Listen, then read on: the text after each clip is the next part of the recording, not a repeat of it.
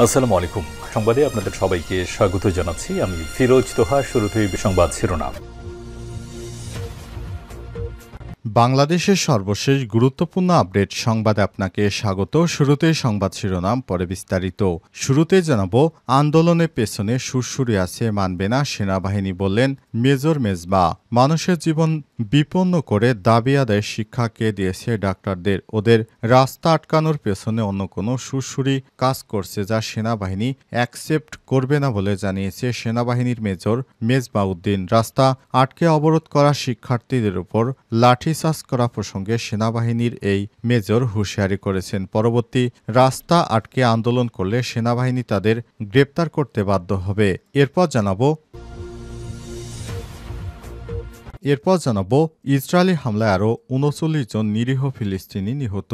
অবরুদ্ধ গাজা উপত্যকায় দখলদার ইসরায়েলি বাহিনীর অব্যাহত বিমান হামলায় গত ২৪ ঘণ্টায় আরও ৩৯ জন নিরীহ ফিলিস্তিনি নিহত হয়েছে। এ নিয়ে ২০২৩ সালের ৭ অক্টোবর থেকে চলমান আগ্রাসনে নিহতের সংখ্যা ৬১,০০০-এর বেশি। এদিকে যুক্তরাষ্ট্রের সঙ্গে আলোচনার আগে চীন সফরে যাচ্ছেন ইরানের পররাষ্ট্রমন্ত্রী। যুক্তরাষ্ট্রের সঙ্গে তৃতীয় দফা পারমাণবিক আলোচনার আগে ইরানের পররাষ্ট্রমন্ত্রী আব্বাস আরাঘচি মঙ্গলবার চীন সফর করবেন।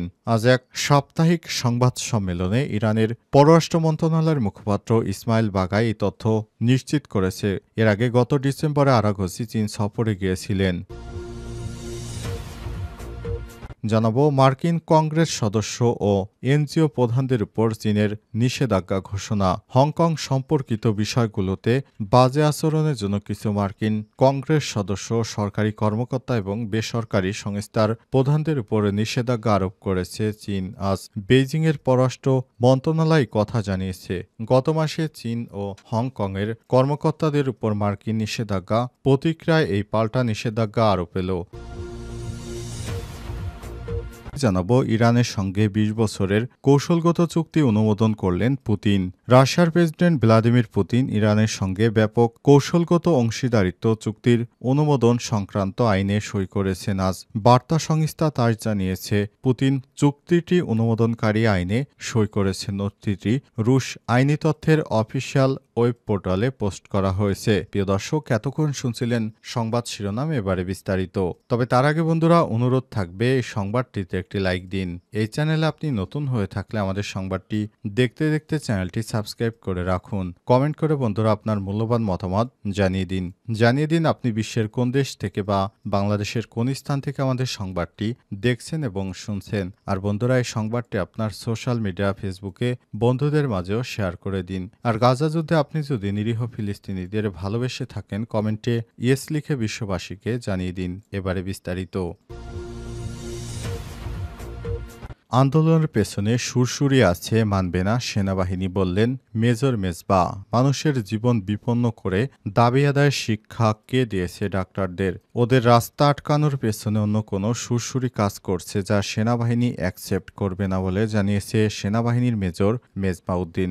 রাস্তা আটকে অবরোধ করা শিক্ষার্থীদের উপর লাঠিচার্জ করা প্রসঙ্গে সেনাবাহিনীর এই মেজর হুঁশিয়ারি দিয়েছেন। পরবর্তী রাস্তা আটকে আন্দোলন করলে সেনাবাহিনী গ্রেপ্তার করতে বাধ্য হবে। দীর্ঘ প্রতীক্ষার পরও হাসপাতাল চালু না হয় গত কয়েকদিন ধরে নানা কর্মসূচি পালন করছে সুনামগঞ্জ মেডিকেল কলেজের শিক্ষার্থীরা। রোববার ২০ এপ্রিল তাদের ব্যারিকেডের সড়কের দুই পাশে কয়েক কিলোমিটার দীর্ঘ যানজট হয়ে দুর্ভোগে ছড়িয়ে পড়ে। ওই অবস্থায় সেনাবাহিনী শিক্ষার্থীদের সড়ক ছেড়ে দিতে অনুরোধ করলে দুই পক্ষের মধ্যে উত্তেজনা ছড়ায়। সেনাবাহিনীর সঙ্গে শিক্ষার্থীদের ধস্তাধস্তি শুরু হলে এক পর্যায়ে সেনাবাহিনী লাঠিচার্জ করে। এই ঘটনার পর সেনাবাহিনীর মেজর মেজবা উদ্দিন সাংবাদিকদের বলেছেন, লোকজন, অ্যাম্বুলেন্স এগুলো আটকে মানুষের জীবন বিপন্ন করে তারপর দাবি আদায়, এটা আপনাদের কে শিক্ষা দিয়েছে?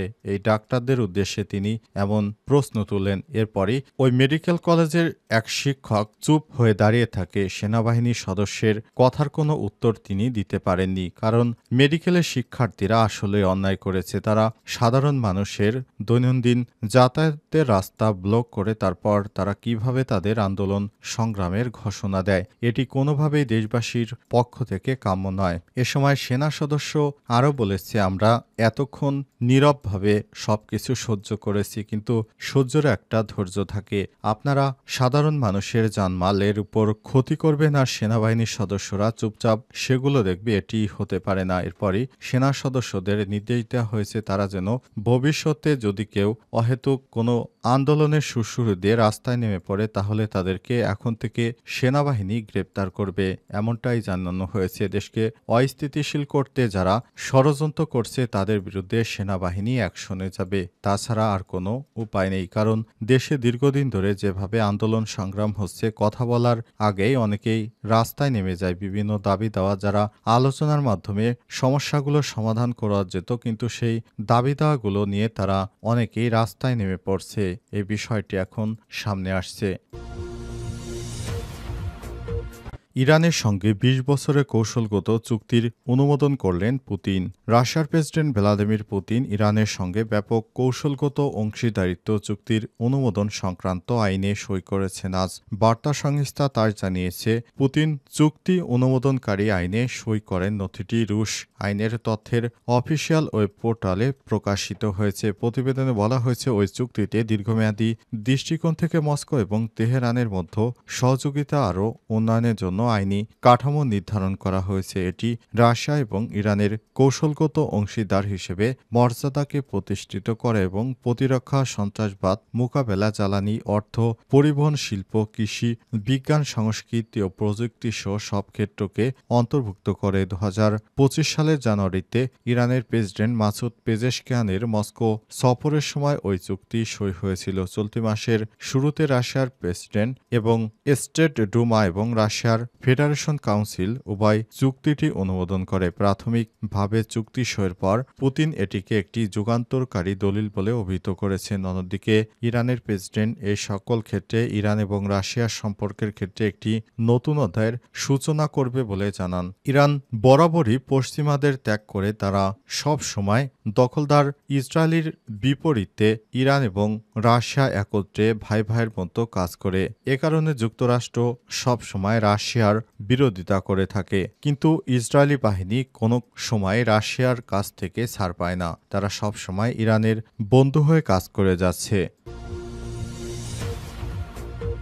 দখলদার ইসরায়েলি হামলায় আরও ৩৯ জন ফিলিস্তিনি নিহত। অবরুদ্ধ গাজা উপত্যকায় দখলদার ইসরায়েলি বাহিনীর হামলা অব্যাহত রয়েছে।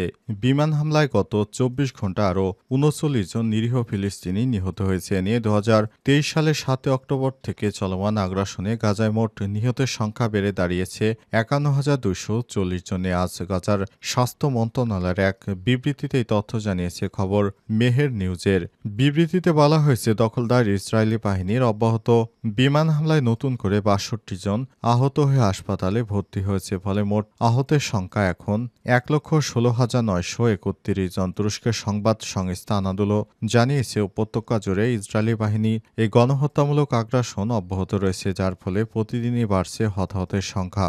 গাজার স্বাস্থ্য মন্ত্রণালয় বলছে, বহু সংখ্যক লোক এখনও ধ্বংসস্তূপের নিচে নিখোঁজ রয়েছে। উদ্ধারকারীরা সেখানে পৌঁছাতে পারছে না। গাজা সরকারি মিডিয়া অফিস তাদের মৃতের সংখ্যা আপডেট করে জানিয়েছে, ধ্বংসস্তূপের নিচে নিখোঁজ হাজার হাজার মানুষকে মৃত বলে ধরে নেওয়া যায়, যা নিয়ে প্রকৃত প্রাণহানির সংখ্যা ৬২,০০০-এরও বেশি। এদিকে ইসরায়েলি বাহিনী চলতি বছরের জানুয়ারিতে হওয়া একটি যুদ্ধবিরতি ও বন্দি বিনিময় চুক্তি লঙ্ঘন করে গত ১৮ মার্চ থেকে পুনরায় গাজায় সামরিক অভিযান শুরু করে। নতুন করে চালানো এই হামলায় শুধু মার্চ মাসেই ১৮৬৪ জন নিহত, প্রায় ৪,৯০০ জন আহত হয়েছে। গাজায় যুদ্ধ অপরাধ ও মানবতাবিরোধী অপরাধের অভিযোগে গত নভেম্বরে আন্তর্জাতিক অপরাধ আদালতে ইসরায়েলের প্রধানমন্ত্রী বেঞ্জামিন নেতানিয়াহু ও সাবেক প্রতিরক্ষামন্ত্রী ইয়োব গ্যালন্টের বিরুদ্ধে গ্রেপ্তারি পরোয়ানা জারি করা হয়।